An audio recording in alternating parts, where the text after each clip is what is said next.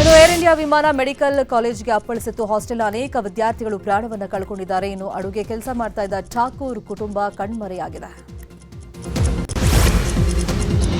ವಿಮಾನ ದುರಂತಕ್ಕೆ ಸಂಬಂಧಪಟ್ಟಂತೆ ವಿಮಾನದ ಬ್ಲಾಕ್ ಬಾಕ್ಸ್ ಪತ್ತೆಯಾಗಿದ್ದು ಎಫ್ಎಸ್ಎಲ್ಗೆ ರವಾನೆ ಮಾಡಲಾಗಿದೆ. ತಾಂತ್ರಿಕ ದೋಷದ ಬಗ್ಗೆ ತನಿಖೆ ಮುಂದುವರೆದಿದ್ದು ಎಂಜಿನ್ ಫೇಲ್ಯೂರ್ ಬಗ್ಗೆ ಪರಿಶೀಲನೆಯನ್ನ ಮಾಡಲಾಗ್ತಾ ಇದೆ.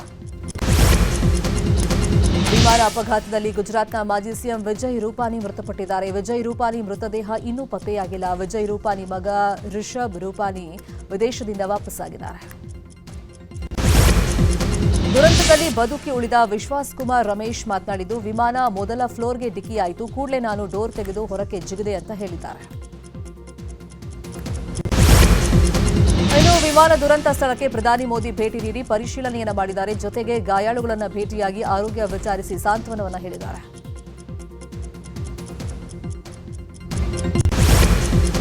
ವಿಮಾನ ದುರಂತ ಸ್ಥಳ ಆಸ್ಪತ್ರೆಗೆ ಭೇಟಿ ನೀಡಿದ ಬಳಿಕ ಪ್ರಧಾನಿ ಮೋದಿ ಮಹತ್ವದ ಸಭೆಯನ್ನ ಮಾಡಿದ್ದಾರೆ. ಗುಜರಾತ್ ಸಿಎಂ, ವಿಮಾನಯಾನ ಸಚಿವರು ಹಾಗೂ ಹಿರಿಯ ಅಧಿಕಾರಿಗಳ ಜೊತೆ ಸಭೆ ನಡೆಸಿ ಮಾಹಿತಿಯನ್ನ ಸಂಗ್ರಹ ಮಾಡಿದ್ದಾರೆ. ವಿಮಾನ ದುರಂತದಲ್ಲಿ ಕೇರಳದ ಪುಲ್ಲಾಡ್ನಲ್ಲಿರುವಂತಹ ನರ್ಸ್ ರಂಜಿತಾ ಕೂಡ ಸಾವನ್ನಪ್ಪಿದ್ದಾರೆ. ಮೃತ ರಂಜಿತಾ ಮನೆಗೆ ಕೇರಳ ಆರೋಗ್ಯ ಸಚಿವೆ ವೀಣಾ ಜಾರ್ಜ್ ಭೇಟಿ ನೀಡಿ ಸಾಂತ್ವನವನ್ನ ಹೇಳಿದ್ದಾರೆ. ವಿಮಾನ ದುರಂತದಲ್ಲಿ ಮೃತಪಟ್ಟವರದ್ದು ಒಬ್ಬೊಬ್ಬರದ್ದು ಒಂದೊಂದು ಕಥೆ ಇದೆ. ಪತ್ನಿ ಅಸ್ಥಿ ಬಿಡಲು ಅರ್ಜುನ್ ಅನ್ನೋರು ಬಂದಿದ್ರು. ಅಸ್ಥಿ ವಿಸರ್ಜನೆ ಮಾಡಿ ವಾಪಸ್ ಆಗ್ತಾ ಇದ್ದ ಸಂದರ್ಭದಲ್ಲಿ ಅರ್ಜುನ್ ಅಂತ್ಯವನ್ನ ಕಂಡಿದ್ದಾರೆ.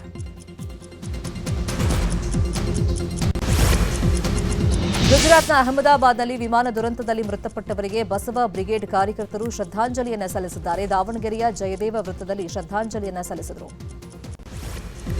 ರಾಜ್ಯಾದ್ಯಂತ ಮುಂಗಾರು ಮಳೆ ಅಬ್ಬರಿಸ್ತಾ ಇದೆ. ಮಳೆಯಿಂದಾಗಿ ಭಾರೀ ಸಮಸ್ಯೆ ಆಗ್ತಾ ಇದೆ. ಬಾಗಲಕೋಟೆ, ವಿಜಯಪುರ, ಗದಗ ಸೇರಿದಂತೆ ಹಲವು ಜಿಲ್ಲೆಗಳಲ್ಲಿ ಮಳೆಯಿಂದ ಸಮಸ್ಯೆಯಾಗಿದೆ. ದೆಹಲಿಯಲ್ಲಿ ನಡೆದಂತಹ 16ನೇ ಹಣಕಾಸು ಆಯೋಗದ ಸಭೆಯಲ್ಲಿ ಸಿಎಂ ಸಿದ್ದರಾಮಯ್ಯ ಪಾಲ್ಗೊಂಡಿದ್ದರು. ಕೇಂದ್ರದಿಂದ ರಾಜ್ಯಗಳಿಗೆ ತೆರಿಗೆ ಹಂಚಿಕೆ ಮತ್ತು ಹಣಕಾಸು ವರ್ಗಾವಣೆ ಬಗ್ಗೆ ಪ್ರಸ್ತಾವನೆಯನ್ನ ಸಲ್ಲಿಸಿದರು. ತೆರಿಗೆ ಪಾಲು ತುಂಬಾ ಕಡಿಮೆ ಇದೆ ಅಂತೇಳಿ ಬೇಸರವನ್ನು ವ್ಯಕ್ತಪಡಿಸಿದರು.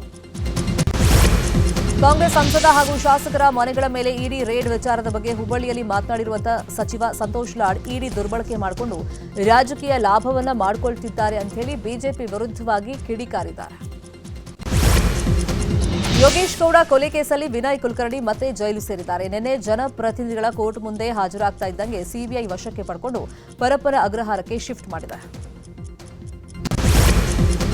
ಮರು ಜಾತಿ ಜನಗಣತಿ ನಡೆಸೋದಕ್ಕೆ ಸರ್ಕಾರ ನಿರ್ಧಾರ ಮಾಡಿರುವಂತಹ ಹಿನ್ನೆಲೆಯಲ್ಲಿ ಡಿಸಿಎಂ ಡಿಕೆ ಶಿವಕುಮಾರ್ ಅವರನ್ನ ಒಕ್ಕಲಿಗರ ಮೀಸಲಾತಿ ಹೋರಾಟ ಸಮಿತಿ ಪದಾಧಿಕಾರಿಗಳು ಭೇಟಿಯಾಗಿ ಅಭಿನಂದಿಸಿದ್ದಾರೆ. ಆರ್ಸಿಬಿ ವಿಜಯೋತ್ಸವದ ವೇಳೆ ಸಂಭವಿಸಿದ ಕಾಲ್ತುಳಿತ ಪ್ರಕರಣದ ತನಿಖೆ ಚುರುಕನ್ನು ಪಡೆದುಕೊಂಡಿದೆ. ನಿನ್ನೆ ಆರ್ಸಿಬಿ ಉಪಾಧ್ಯಕ್ಷ ರಾಜೇಶ್ ಮೆನನ್ ಅನ್ನು ವಿಚಾರಣೆ ಮಾಡಲಾಗಿದೆ.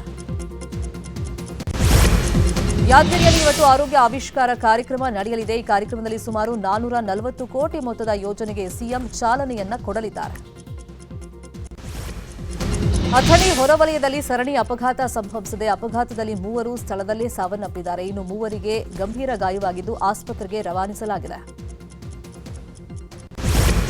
12,000 ಲಂಚ ಪಡಿತಾ ಇದ್ದಾಗ ಲೋಕಾಬಲೆಗೆ ಪರಿಸರ ಮತ್ತು ಮಾಲಿನ್ಯ ಇಲಾಖೆ ಅಧಿಕಾರಿಗಳು ಸಿಕ್ಕಿಬಿದ್ದಿದ್ದಾರೆ. ಶೋಭಾ ಹಾಗೂ ಪ್ರವೀಣ್ ಲೋಕಾಬಲೆಗೆ ಬಿದ್ದಿದ್ದಾರೆ.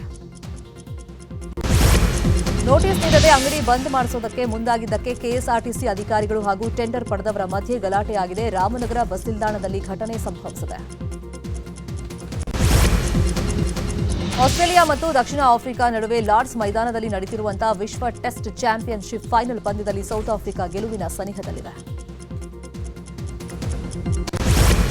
Hat trick hero Shivaraj Kumar cine ಇಂಡಸ್ಟ್ರಿಗೆ ಬಂದು 40 ವರ್ಷ ಪೂರೈಸಿದ್ದಾರೆ. ಇದೀಗ ಶಿವಣ್ಣ ತಮ್ಮ ಸುದೀರ್ಘ ಪಯಣದಲ್ಲಿ ಜೊತೆಗಿದ್ದು ಬೆಂಬಲಿಸಿದ ಅಭಿಮಾನಿಗಳಿಗೆ ಪತ್ರವನ್ನ ಬರೆದು ಧನ್ಯವಾದವನ್ನ ತಿಳಿಸಿದ್ದಾರೆ.